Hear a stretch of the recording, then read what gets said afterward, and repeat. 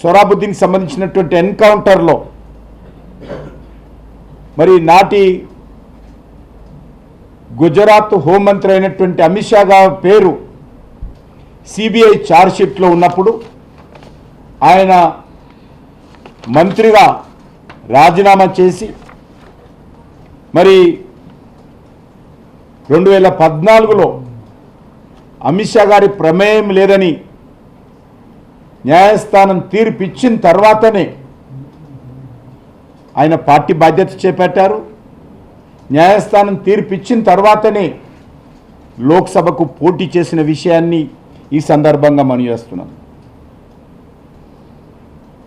అంతెందుకు, మనకు లేటెస్ట్ ఉదాహరణ జార్ఖండ్ ముఖ్యమంత్రి కూడా జైలుకి వెళ్ళినప్పుడు రాజీనామా చేసి బయటకు వచ్చిన తర్వాత మన పదవి చేపట్టాడు. ఈరోజు రాజకీయాలలో ఈ రకమైనటువంటి ఆరోపణలు వచ్చినప్పుడు స్వచ్ఛందంగా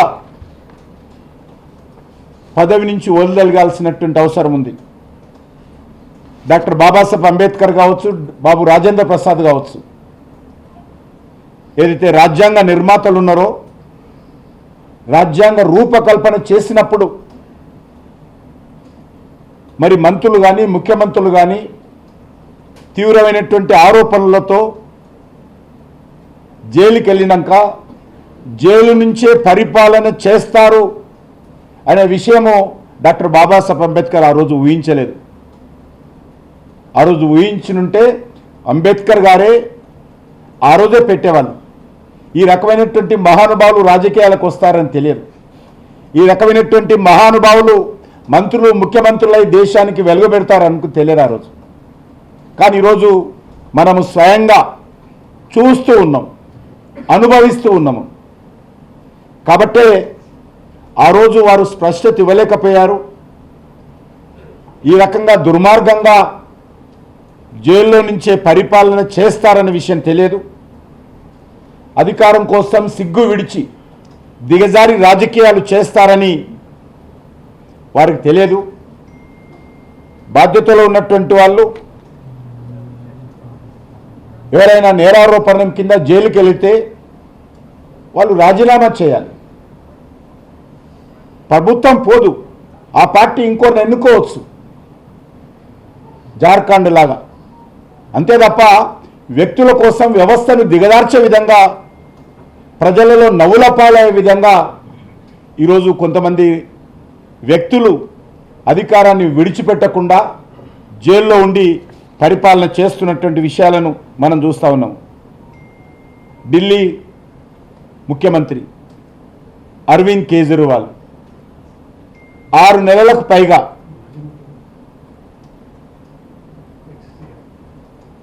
ఢిల్లీ ముఖ్యమంత్రి ఆ రోజు చెప్తున్నారు, ఢిల్లీ ముఖ్యమంత్రిగా ఉన్నటువంటి అరవింద్ కేజ్రీవాల్ ఆ రోజు 6 నెలలకు పైగా జైల్లో ఉన్నప్పుడు జైల్లోనే రివ్యూ మీటింగులు పెట్టేవాడు. ఐఏఎస్ ఆఫీసర్సు, ఐపీఎస్ ఆఫీసర్సు జైల్లోకి వెళ్ళి ఆయన ఆదేశాలు తీసుకునే వాళ్ళు, అక్కడ సమీక్ష సమావేశాలు పెట్టేవారు.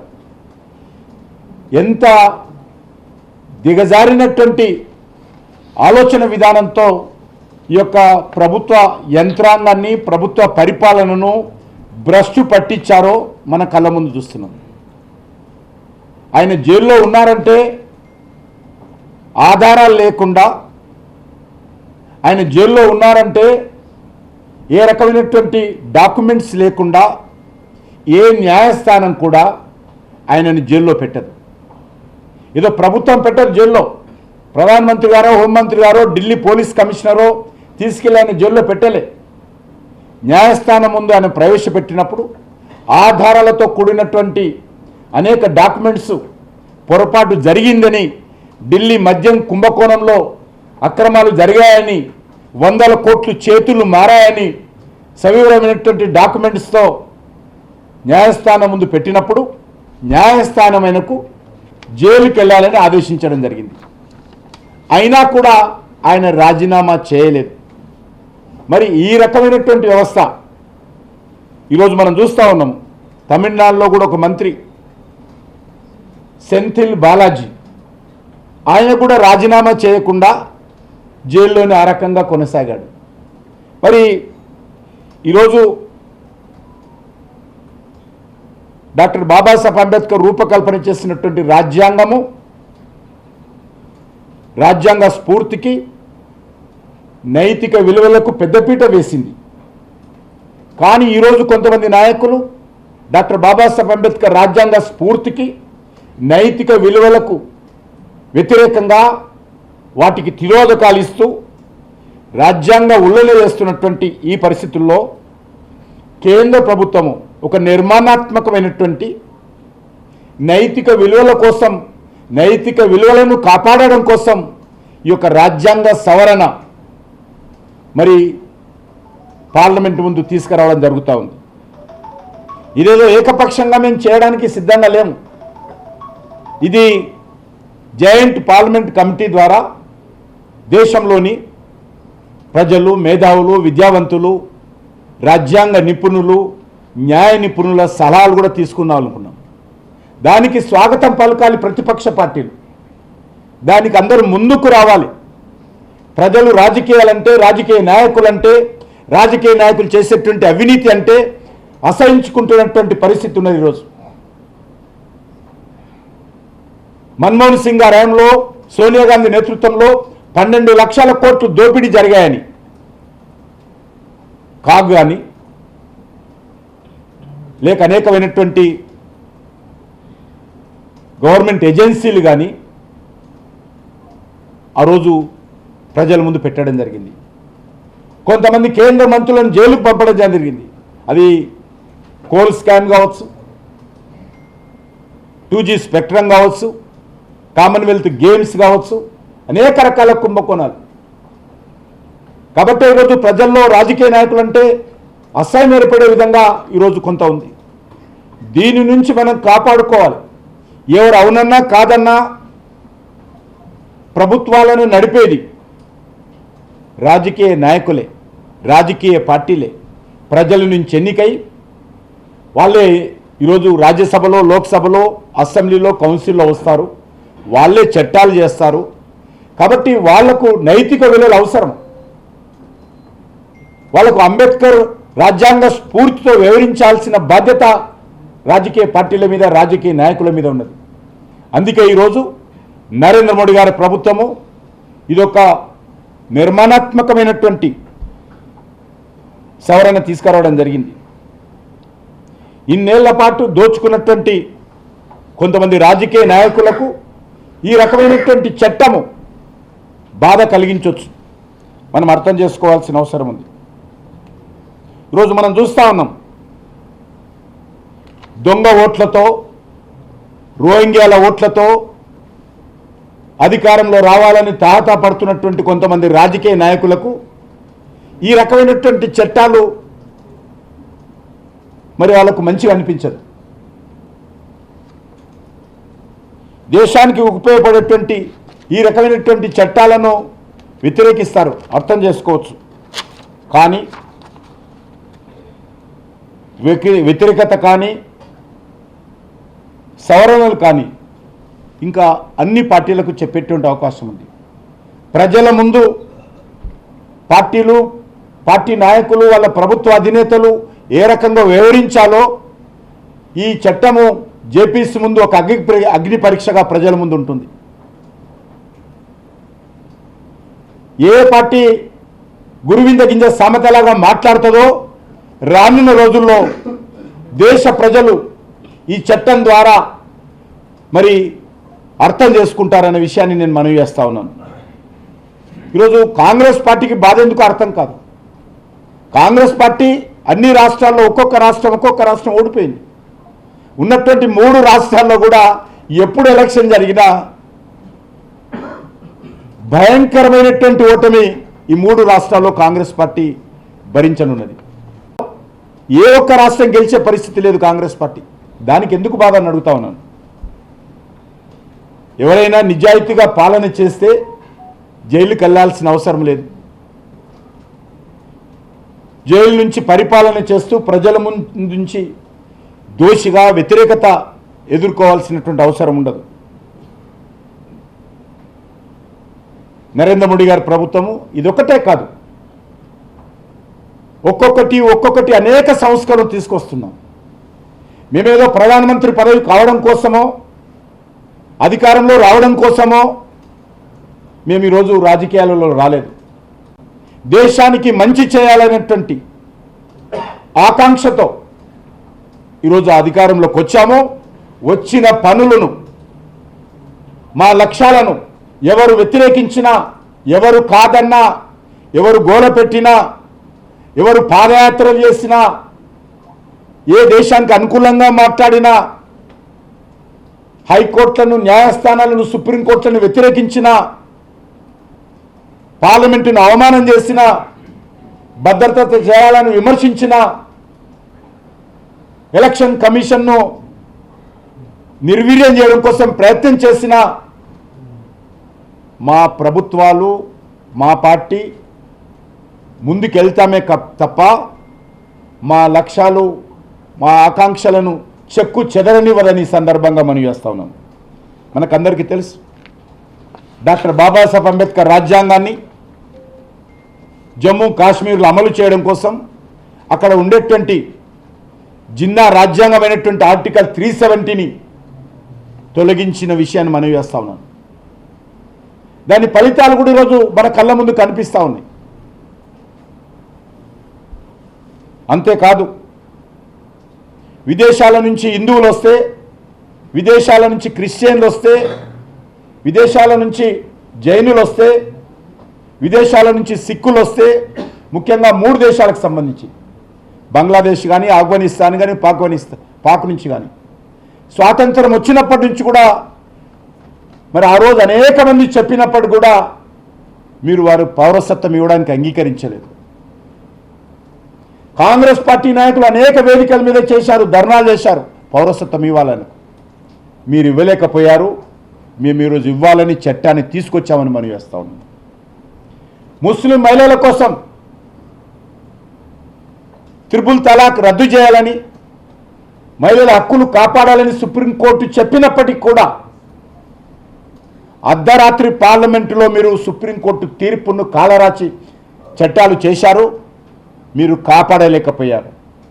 మేము ఈరోజు త్రిపుల్ తలాక్ చట్టాన్ని మేము రద్దు చేసి సుమారు 10 కోట్ల మంది ముస్లిం ఆడబిడ్డల యొక్క హక్కులు కాపాడి వాళ్ళ జీవితాలలో వెలుగు నింపి వాళ్ళందరూ కూడా ఈరోజు నరేంద్ర మోడీ గారు సోదరుడుగా మారారు. కాబట్టి ఖచ్చితంగా మేము ఈ రకమైనటువంటి సంస్కరణలు భవిష్యత్తులో కూడా చేస్తామని మనం చేస్తున్నాం. అది న్యూ ఎడ్యుకేషన్ పాలసీ కావచ్చు, జిఎస్టీ కావచ్చు, డిజిటల్ ట్రాన్సాక్షన్ కావచ్చు, లేకపోతే మరి ప్రత్యేకమైనటువంటి రైల్వే బడ్జెట్ను రద్దు చేసి జనరల్ బడ్జెట్లో విలీనం చేయడం కావచ్చు, బొగ్గు గనులను అలాట్మెంట్ పద్ధతిలో కాకుండా ట్రాన్స్పరెన్సీతో మేము ఓపెన్ ఆక్షన్ పద్ధతిలో నిర్వహించడం కావచ్చు, దేశ రక్షణ వ్యవస్థను పటిష్టం చేసే విషయంలో కావచ్చు, ఏ సంస్కరణ అయినా సరే దేశం కోసం, దేశ హితం కోసం ఖచ్చితంగా చేస్తాము. భారతీయ సంస్కృతిని పరిరక్షించే విషయంలో కూడా మీరు నిర్లక్ష్యం చేశారు. భారతీయ సంస్కృతిని, భారతీయ జీవన విధానాన్ని మేము ఖచ్చితంగా దాటన్నిటిని కూడా పునరుద్ధరించేటువంటి ప్రయత్నం కూడా చేస్తామని సందర్భంగా మనం చేస్తా ఉన్నాను. బ్రిటిష్ కాలం నాటి బూజు పట్టినటువంటి చట్టాలను ఒకటి తర్వాత ఒకటి మారుస్తూ ఉన్నాము. అది క్రిమినల్ చట్టాలు కావచ్చు, భారతీయ న్యాయ సంహిత కావచ్చు, అనేక చట్టాలను ఇప్పటికే మార్చాము. భవిష్యత్తులో దేశం కోసం, దేశ భవిష్యత్తు కోసం ఇంకా మారుస్తా ఉన్న విషయాన్ని మనం చేస్తా ఉన్నాము. ఎట్టి పరిస్థితుల్లో బుజ్జగింపు రాజకీయాల కోసమో, ఓటు బ్యాంకు రాజకీయాల కోసమో భారతీయ జనతా పార్టీ ప్రభుత్వమో, ఎన్డీఏ ప్రభుత్వమో భయపడదు అనే విషయాన్ని మరొకసారి స్పష్టం చేయాలనుకుంటున్నాను. ఈరోజు మనం చేస్తా ఉన్నాం, దేశంలో నిజమైనటువంటి గుణాత్మకమైనటువంటి మార్పు రావాలి. మనకందరికీ తెలుసు, లాలూ ప్రసాద్ గారు ఆ రోజు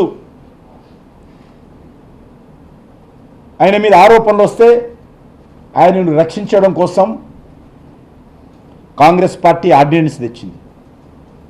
ఆ రోజు రాహుల్ గాంధీ పెద్ద పోజు కొట్టి ఆర్డినెన్స్ను ప్రెస్ కాన్ఫరెన్స్లో చించేశాడు.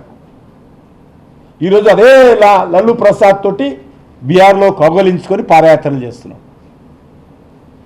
ఇదే రకమైనటువంటి ఆర్డినెన్స్ ఏదైతే మీరు తెచ్చారో దానికి వ్యతిరేకంగా మేము ఈరోజు చట్టం చేస్తే ఇదే రాహుల్ గాంధీ ఈరోజు వ్యతిరేకిస్తున్నాడు.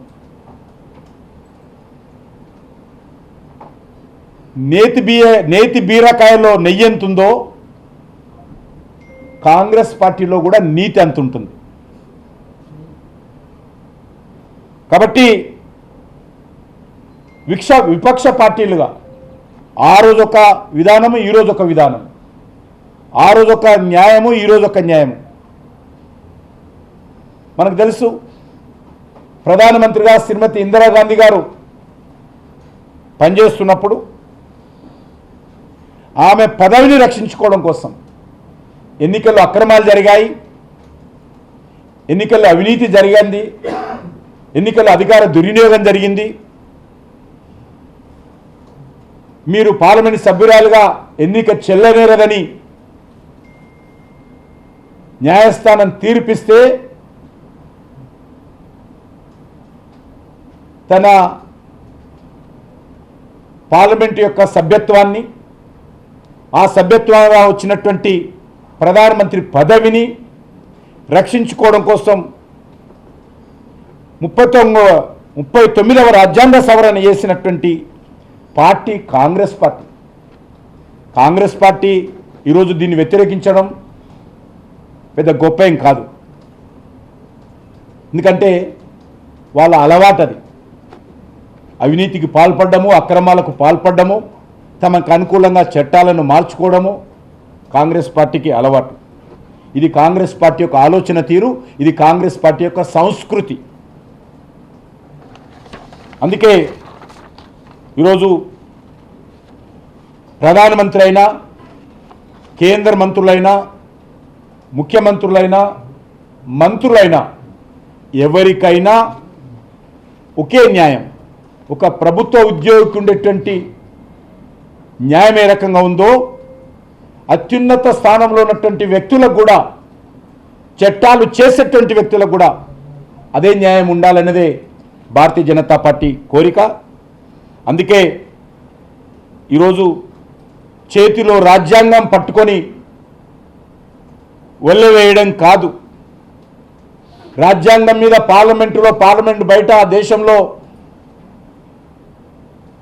రాజ్యాంగాన్ని అర్థం చేసుకోకుండానే, రాజ్యాంగాన్ని చదవకుండానే ఉపన్యాసాలు ఇవ్వడం కాదు, రాజ్యాంగాన్ని గౌరవించడం, రాజ్యాంగ స్ఫూర్తితో వివరించడం అనేటువంటిది ఈరోజు మరి ఇంపార్టెంట్ అనే విషయాన్ని ఈ సందర్భంగా నేను మనవి చేస్తా ఉన్నాను. రాజ్యాంగాన్ని గౌరవించాలి, రాజ్యాంగ నిర్మాతలను గౌరవించాలి, రాజ్యాంగ స్ఫూర్తితో వివరించాలని చెప్పి ఈ సందర్భంగా మనవి చేస్తూ సెలవు తీసుకుంటున్నాను. అధికారంలో ఉన్న పార్టీలు ప్రతిపక్షాలను వేధించేందుకు చాలా తప్పుడు కేసులు పెడుతున్నాయి. అధికారంలో లేరాలు అదే అంటున్నా. ఆ ట్రెండ్ నడుస్తుంది. ఇప్పుడు కేవలం నిందలు వచ్చినంత మాత్రాన మీరు అరెస్ట్ చేస్తే మేమెవరు అరెస్ట్ చేయము. అరెస్ట్ చేసినా న్యాయస్థానం ముందు తీసుకెళ్తాం. న్యాయస్థానం జైలుకు పంపాలా, బెయిల్ ఇవ్వాలా న్యాయస్థానం నిర్ణయిస్తాయి. మేము పార్లమెంట్ మంత్రుల ఆఫీసో లేకపోతే హోమ్ మినిస్టర్ ఆఫీసులో పిలిచి ఇలా జైలు పెట్టమని ఆదాయం ఎవరిని కూడా.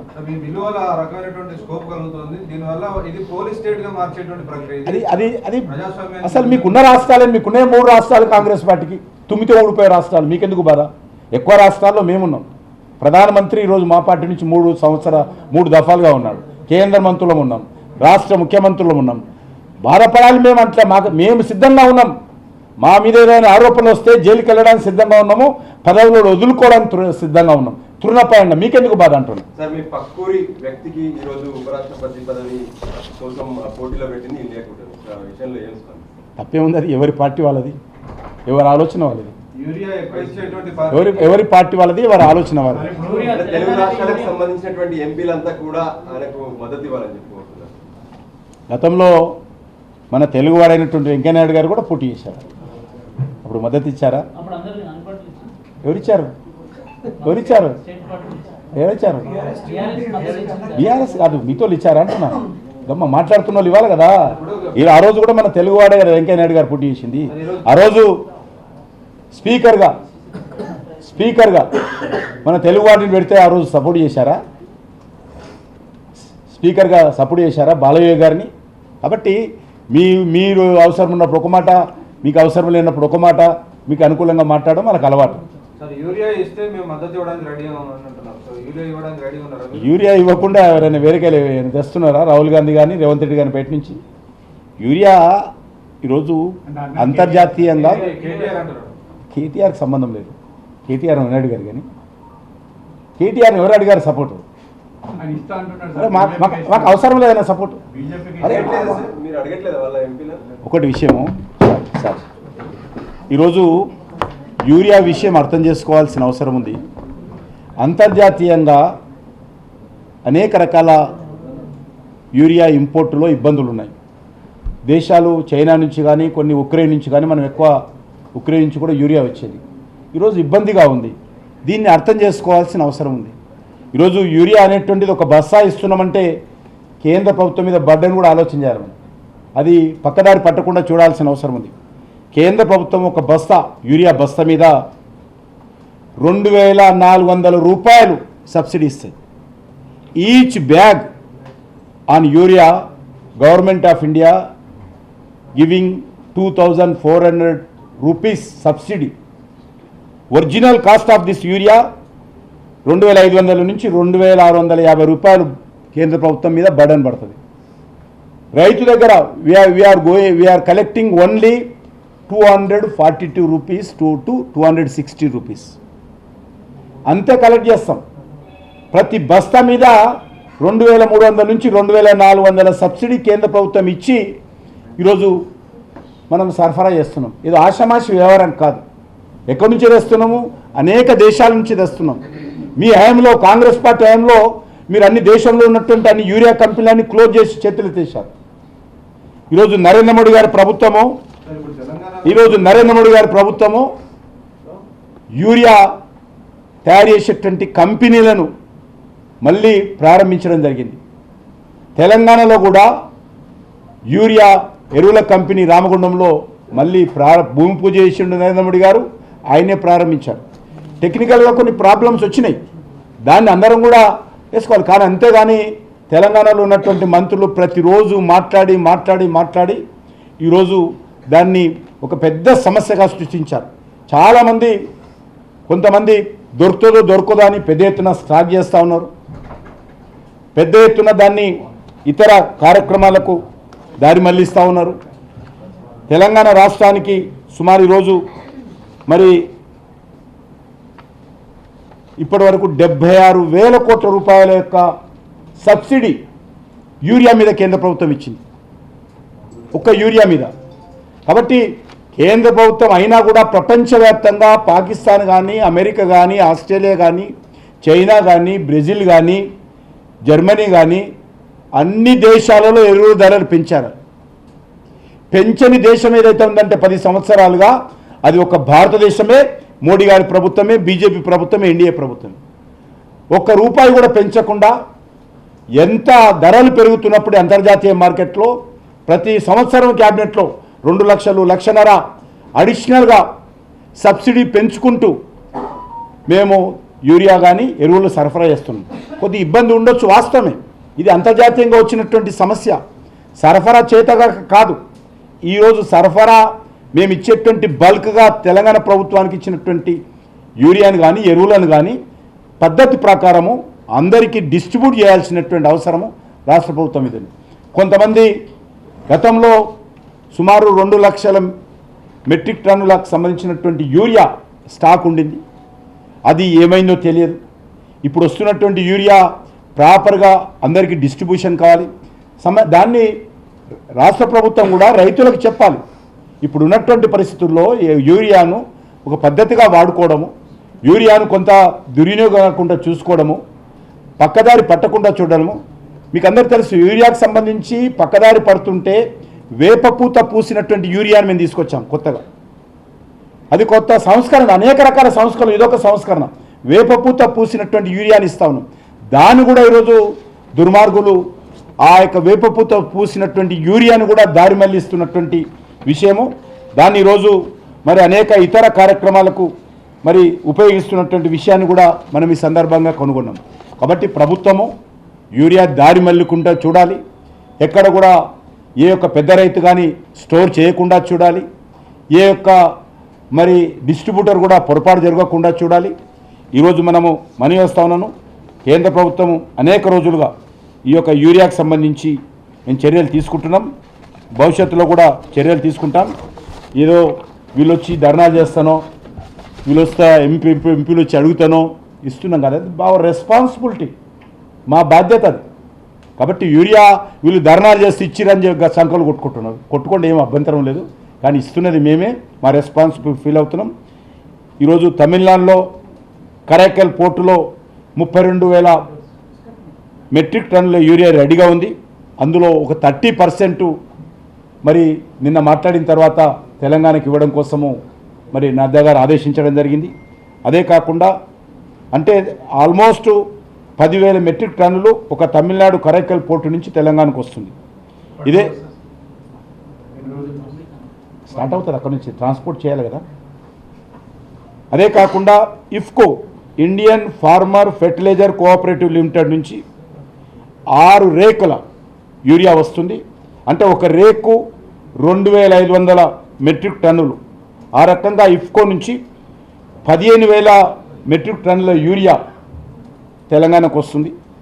అదే కాకుండా క్రిబ్కో కృషిక్ భారత్ కోఆపరేటివ్ లిమిటెడ్ క్రిబ్కో నుంచి కూడా మరొక 17,500 మెట్రిక్ టన్నులు, అంటే 7 రేక్స్ అంటారు ట్రైన్లో వస్తాయి. 17,500 మెట్రిక్ టన్నుల యూరియా అది కూడా తెలంగాణకు వస్తుంది. అదే కాకుండా ముంబైలో RCF Rashtriya chemical and fertilisers limited నుంచి 3 రేకులు 7,500 మెట్రిక్ టన్నుల యూరియా తెలంగాణకు వస్తున్నది. అదే కాకుండా మన తెలంగాణ కోటా కాకపోయినప్పటికీ కూడా Mangaluru chemicals and fertilizers MCF అక్కడి నుంచి కూడా 2,500 మెట్రిక్ టన్నుల యూరియా మన తెలంగాణకు వస్తుంది. అంటే దాదాపు 50,000 మెట్రిక్ టన్నుల యూరియా మరి ట్రాన్సిట్లో ఉంది. త్వరలోనే దాన్ని ట్రాన్స్పోర్ట్ చేసుకుంటారు.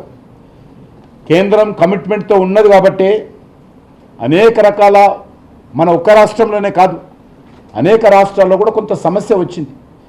దానికి కొన్ని మన చేతుల్లో ఉండవు, అంతర్జాతీయంగా మనం ఇంపోర్ట్ చేసుకుంటున్నాం.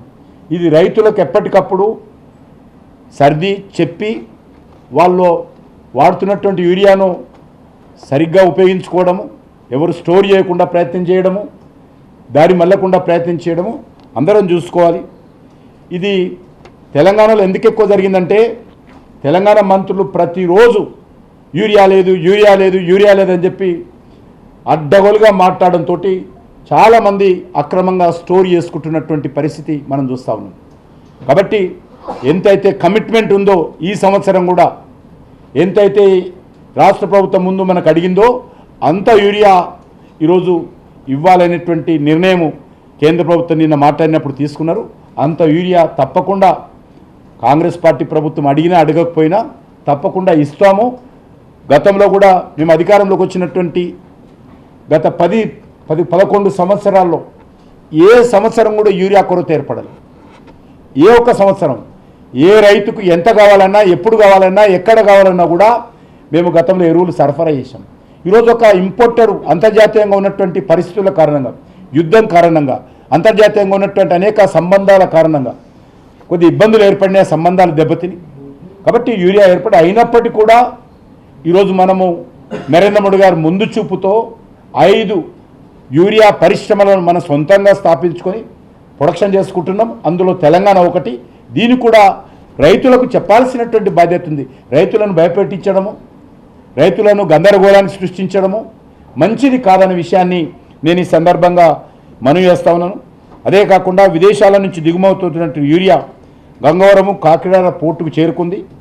ఒక్కొక్క నౌక నుంచి 35,000 మెట్రిక్ టన్నుల యూరియా మనకు సరఫరా కానున్నది.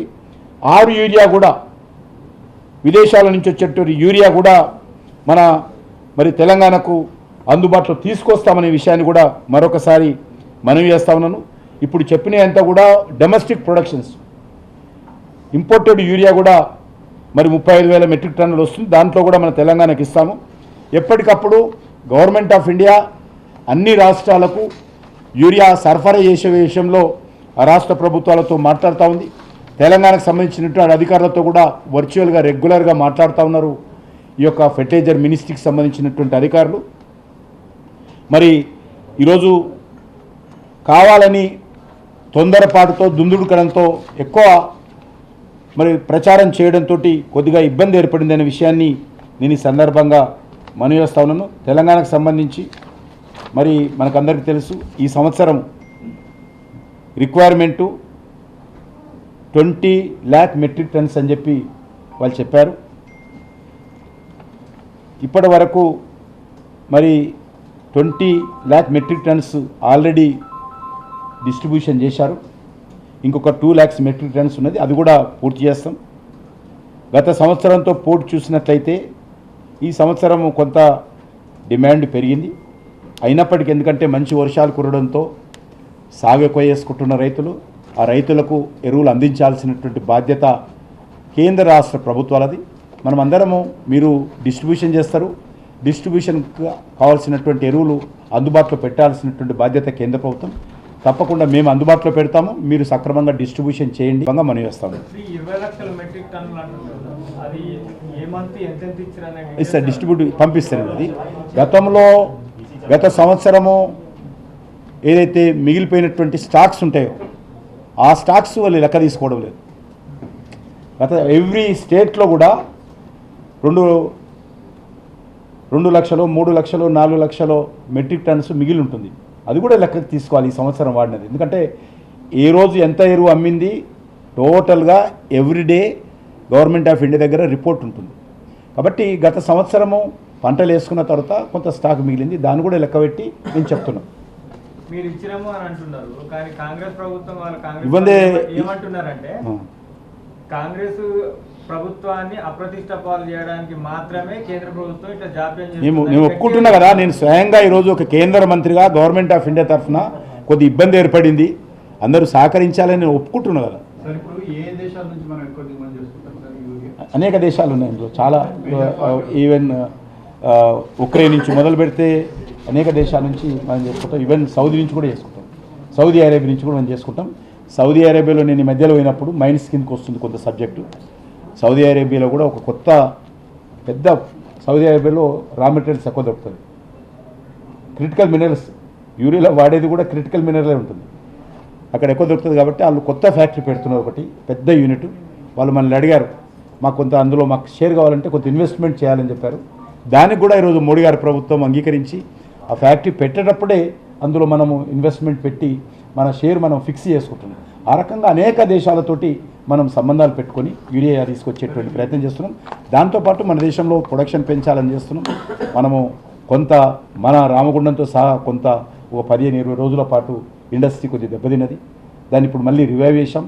టోటల్గా నార్మల్గా ప్రొడక్షన్ ఇస్తా ఉన్నది, దాని ప్రొడక్షన్ ఎప్పటికప్పుడు తెలంగాణకు సప్లై ఇస్తాం. ధన్యవాదాలు. పార్టీ అభ్యర్థి గెలుపు కోసం అన్ని పార్టీల మద్దతు కోరుతున్నటువంటి బీజేపీ ఎందుకు బీఆర్ఎస్ను అడగట్లేదు సార్? ఎందుకంటే అడుగుతాము, కానీ ఏదో యూరియా ఇస్తే సపోర్ట్ చేస్తాం. చిన్నపిల్లలు ఆట ఉండవు, ఏదో మాకు రైతుల మీద ఆయనకు ప్రేమ లేనట్టు, ఆయనకే ప్రేమంతా ఉబ్బికొస్తున్నట్టు మాట్లాడితే ఎట్లా? అయితే ఆయన మధ్యలో ఆయన ఏమిది, ఆయన స్టేట్లో ఉన్నాడా సెంట్రల్లో ఉన్నాడా? ఇచ్చేది మేము, ఆడు ఉపయోగించేది అక్కడ రైతులు, మధ్యలో ఈయనకెందుకు కూలుకుపాలకు?